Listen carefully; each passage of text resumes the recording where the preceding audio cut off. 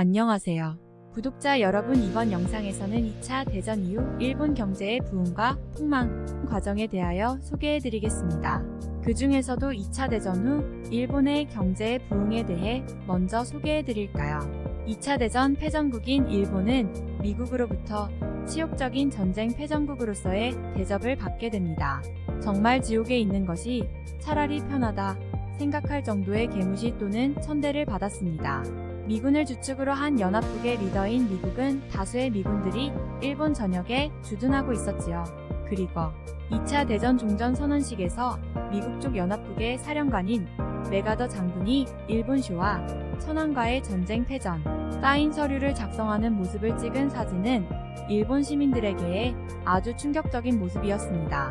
일본 천황은 승전국의 대장을 만나러 갈 때 모든 예의를 갖추어 연미복 정장 차림으로 그 당시 정치 세력들을 대동하여 같이 참석하였지만 정작 메가더는 군인의 근무복인 정복을 입고 심지어 넥타이도 없으며 그의 부하들은 항공모함에서 마치 동물원의 원숭이를 관람하듯이 시종일관 웃으면서 일본 천황과 그의 대신들을 비웃는 듯한 이미지의 사진을 찍게 되었습니다.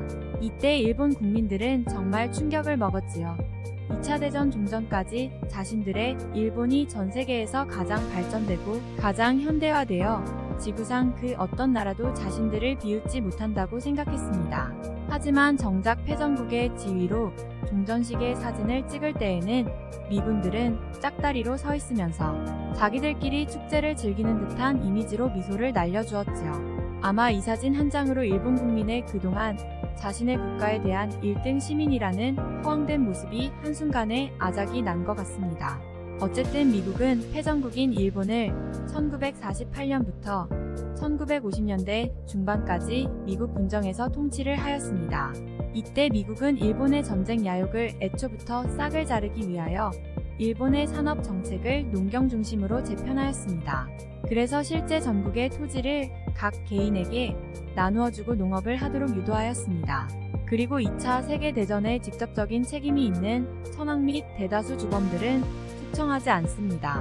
물론 일부 군부 세력만 전쟁 책임을 적용하여 처형하였지요. 어쨌든 패전 이후 일본은 정말 폐허의 상태였고 모든 국민들은 배고픔을 해 고통을 겪어야 했으며 그 어떤 희망도 영원히 없는 것처럼 패전국으로 겪어야 할 극심한 고통의 시간이었습니다. 다시 말해 하늘도 일본을 버린 듯 하였습니다.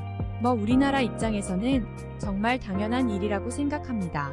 우리가 일본의 식민 시절을 생각하면 정말 잊을 수 없을 정도로 더 많은 수탈을 당했으니까요. 하지만 하늘도 무심하시지 정말 말도 안 되게 하늘이 무너져도 솟아날 구멍이 있다고 1950년 6월 25일 한국전쟁이 터지게 되었습니다. 다시 본론으로 돌아와서 일본은 2차 대전 종전 후 전 국토가 폭격을 당하여 황폐화되었고 기계, 물류, 항만, 서비스업 등이 기본 시스템이 붕괴되었습니다. 하지만 중화학 공업을 담당하던 대부분의 공장들 폭격을 피해 대부분 유지되고 있었습니다. 또한 공교롭게도 이 당시 미국은 일본을 병참 기지화하였습니다. 즉 대부분의 전쟁 물자를 일본에서 공수해온 것입니다. 기존의 중화학 공업의 시설이 파괴되지 않고 남아있던 일본으로서는 절호의 기회였던 거죠. 또한 미국은 한국전쟁에서 고장난 차량 및 군용 장비의 대부분을 일본으로 보내어 수리를 하였습니다. 또한 전쟁에 필요한 의복, 군화, 생필품, 식량 등의 모든 것을 일본에서 생산해서 한국으로 공급한 것입니다. 따라서 일본의 군수 공장들, 즉 중화학 공업이 다시 급격하게 재가동되고 또한 기지 건설 및 각종 인프라 구축시설 공사에 필요한 철강, 조선, 건설 등이 기초 자재를 만드는 공장들도 다시 가동되어 한국으로 전쟁 물자를 공급하게 됩니다. 즉 패전 후 폭망한 일본의 경제가 기사회생을 한 것입니다. 물론 국가 경제가 급격하게 좋아지게 되었고 또한 급격한 외화가 일본으로 유입이 되었습니다. 약 3년간의 한국 전쟁 기간 동안 우리 대한민국은 모든 국민이 고통을 받을 때 일본은 폭망했던 모든 내수 경제와 국토를 다시 일으켜 세우는 기초 자금이 생긴 것이죠. 이후 일본은 또다시 한번 경제 제도약을 이루게 되는 기회가 생깁니다. 바로 베트남 전쟁이죠. 베트남 전쟁 기간 동안 1960년, 1975년 미국은 다시 일본을 병참기지화하였습니다. 마찬가지로 한국 전쟁 때처럼 미국은 일본에게 달러를 주고 막대한 전쟁 물자를 공급받은 것이죠. 무려 약 15년간 베트남전이 지속되어 이 기간 동안 미국은 토요타, 혼다, 미쓰비시중공업, 후지중공업 등 불황에 시달리던 옛 재벌계 대기업들이 막대한 발주를 주었습니다.